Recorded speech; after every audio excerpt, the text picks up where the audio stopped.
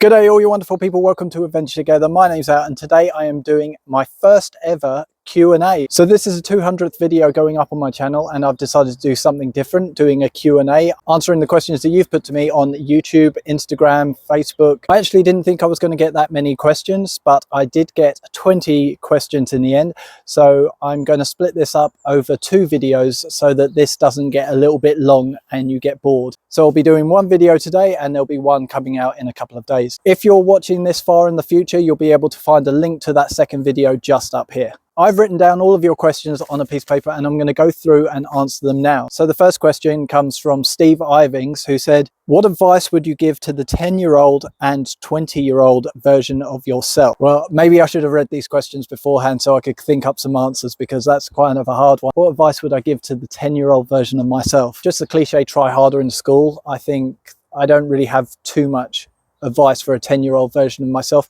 For a 20-year-old version of myself, I like that I got out and started traveling very early, but I feel like I could have worked and lived in a few more countries if I'd taken advantage of a few more working holiday visa schemes that are out there. The second question comes from Andy Stenning, who says, would I return to England for good? Now, for those of you who don't know me too well, I've spent the majority of my adult life living outside of the UK and traveling around to different countries and working in different countries. So I haven't actually spent a huge amount of time in the UK. So he's asking, would I come back here for good? You never know the future, but it's not in my plans. The problem is I don't do well with the cold temperatures. As you can see, I'm all bundled up and I'm not really a big fan of winter in the UK. And I've spent most of my life living in warm countries like Australia. So if I could choose, I think I would set up my permanent base in one of those warm countries rather than come back to the UK. But you never know. The third question comes from Tom Penfold, who's asked, what countries are you still going to do? Now, I haven't really discussed this on the channel, but my goal is to travel to every single country in the world. That might not be a possible goal, but it is a goal. And to say what countries do I still have to do? Well, any country that I haven't been to already is still on my list. The next question comes from Jennifer Pearson, who's asked, what is or was your career pre-hike? And have you returned to it since completing your hike? That's an interesting question because my employment history before trail is kind of a mixed bag. I'm actually qualified as a land surveyor and I worked in that for a few years until I decided to travel a bit more in my early 20s. So I gave up land surveying and then I went into hospitality. I ended up in hospitality management and then I got fed up of hospitality after working in it for a number of years. I've been involved in Thai boxing and mixed martial arts for a very long time, so I've become a tutor of that. I've taught some snowboarding. I got qualified as a scuba dive master. So it's kind of a mixed bag of things that I've done prior to going on the hike. And have I returned to it? Well, I have been teaching martial arts again. I've been doing Thai boxing since I got back in late September. The fifth question comes from Beth Berry, who has asked, are you self-taught in photography or did you take classes? Well, the answer to that one is I am almost entirely self-taught in photography. I didn't go to any courses or classes, but I did watch a lot of YouTube videos and get a lot of pointers from the tutorials on there. The only course I've actually been on is a 4-week self-guided course that I did online, and that one wasn't marked. There were no exams. It was just a lot of techniques that you went out and practiced yourself after reading about them in the guidebook. The sixth question comes from Daniel Thorne, who's asked, what was your most emotional experience on trail? It was a 6-month-long trail. There were a lot of emotional experiences and there were a lot of moments where I did break down. There were quite a few moments that were very hard to get through. Rather than pick one and say that was the most emotional experience, I'll probably tell you about the first one. On day 8 of the trail, I woke up and I felt like I had some kind of flu. I felt horrible and feeling very, very sick. I got an early night and the next day I woke up and I felt even worse. So I told everyone else, you can move ahead and I will catch you up at the end of the day. I hung around in camp on my own for several hours and eventually willed myself to get moving because I didn't want to be on my own. And I definitely didn't want to spend the whole day in the same campsite. So I got up and I trudged on and I was listening to a song by the Crane Wives and a particular lyric struck me. But it made me think about my family. And for most of my adult life, as I've said, I've spent it outside of the UK. And I felt in that moment that I didn't really know my family and they didn't really know me. And also for my niece and nephews, I'd been outside of the country when they were born.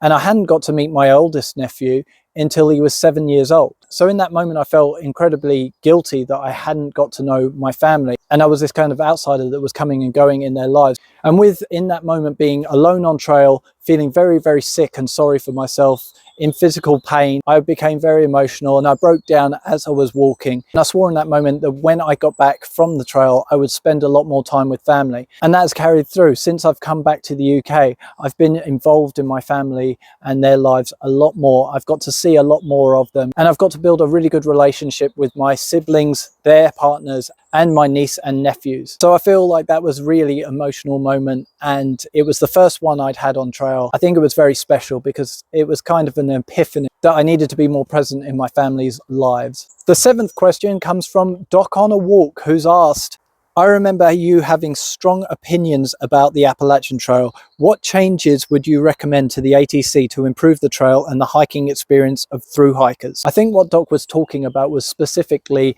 the Pennsylvania section of the AT, and it being so rocky and there being very few places where your feet actually touch the ground. You're mostly balanced on jagged rocks. I think when you're on trail, it's really easy to kind of hyper focus on the here and now. And for me, I got very caught up in the moment and did express a lot of frustration with the state of the trail. The trail is extremely difficult. There are many different hazards along the way, and the Pennsylvania section, where you have all of these small jagged rocks sticking out that you have to balance over, can be really hazardous. It is easy to say as you're going over that section that the ATC should do something about it, should make it flat, pull out all of the rocks and make it easier for hikers. And knowing what I know now about the ATC and the difficulties with organizing trail maintenance and the different groups that do it all for free out of their own time, also how rural some of these places are, access to the trail and the trail maintenance being on sections that are several miles and uphill from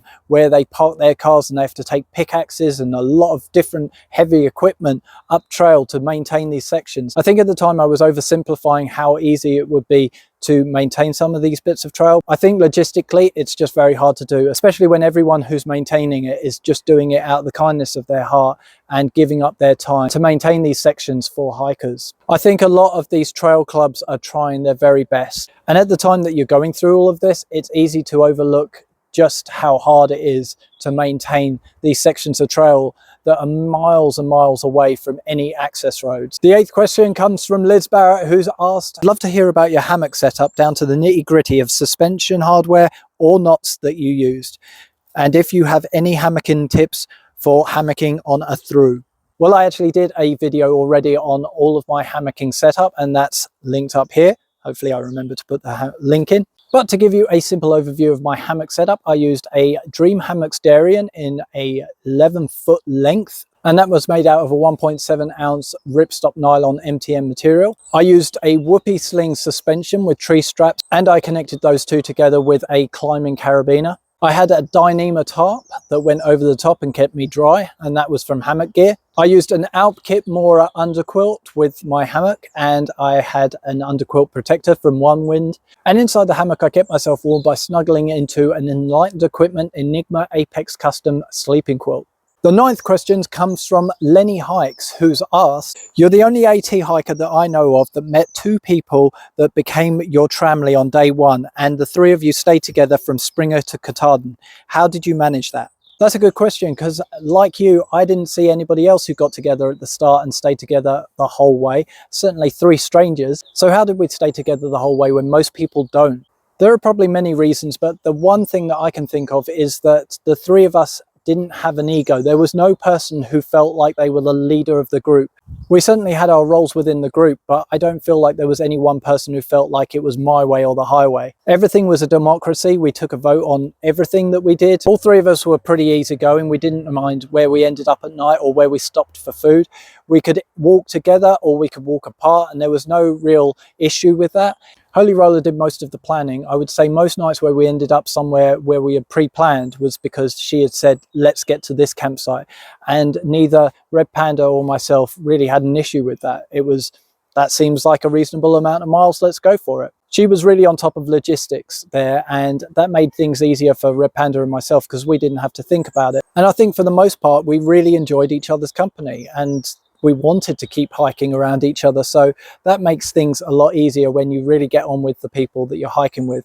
I think from the start, we all had a connection, and that made things really, really easy because we were able to build a friendship off of that, where we wanted to stick with each other and there really wasn't anybody else that we wanted to hike around. And the last question for this video, number 10, comes from Steve Ivings again, who's asked, which hikes would I like to do in non-English speaking countries? Well, Patagonia is known for its beauty and its hikes, so there are a lot of hikes that I would like to do if I ever got over to Patagonia. And Europe has a huge network of long distance hiking routes that I would like to do as well.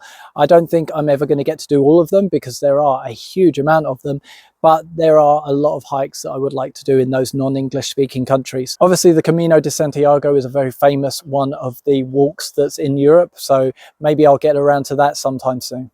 Okay, that's it for part 1 of the Q&A. I'm going to get on with part 2, which is going to come out in a couple of days. If you're watching this far in the future, you can watch that. It is linked there, and it will probably be the next video that's suggested to you at the end of this one. If you like this video, please leave a like. Please consider subscribing and share this video to anyone that you know that likes camping, hiking, and adventure travel. And for now, that's it from me. Thank you for joining me, and I'll see you in the next Q&A, which comes out in a couple of days' time.